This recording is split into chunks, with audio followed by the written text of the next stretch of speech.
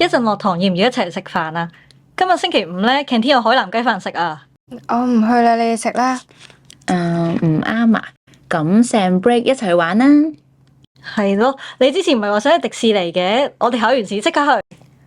我唔去啦，你哋去啦。迪士尼唔啱啊！咁去游水啊！之前你話想去水上樂園嘅，一齊去啊！係咪大埔嗰個水上樂園啊？我聽啲 friend 講咧話好好玩㗎。都係唔啦。最近冇乜興趣。我出去一陣先。佢搞咩啊？呢排成日悶悶不樂咁嘅。我都唔知啊！之前佢又係咁叫我哋去玩，跟住依家叫又唔去喎，又成日匿喺 hall 度，都唔知做乜。抑鬱症英文係 depression， 係現今社會常見嘅情緒病，而失去興趣、情緒低落都係抑鬱症典型嘅病徵。如果你身邊嘅朋友對平時有興趣嘅事業情或者係活動突然間失去興趣，或者經常都推搪朋友嘅約會，收埋自己，我哋盡量多一啲理解同埋包容，可以嘅話問候多啲，或者主動俾佢知道朋友都喺身邊。好多時候同學都會因為覺得好疲倦同埋難以專注而錯過咗交功課嘅時間，又或者會花好多時間望住本書，但係都睇唔入腦，因此而覺得非常之氣餒。Sorry 啊，遲咗。你冇嘢啊嘛？個樣睇落去好似好耐冇瞓覺咁嘅。我都唔知啊，近排成日都瞓唔到覺。係咪就嚟考試？你太緊張啦？係啩？唔緊要啦，我哋一齊溫咪得咯。啊，係喎！上次個 email 咧，係咪話星期五有個 career fair 啊？我哋一齊去啊！好似係喎，我應該都可以啊。喂，Cindy，你去唔去啊？Cindy，咩啊？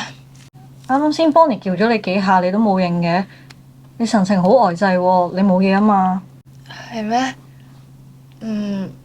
唔好理啦，我哋繼續溫書啦。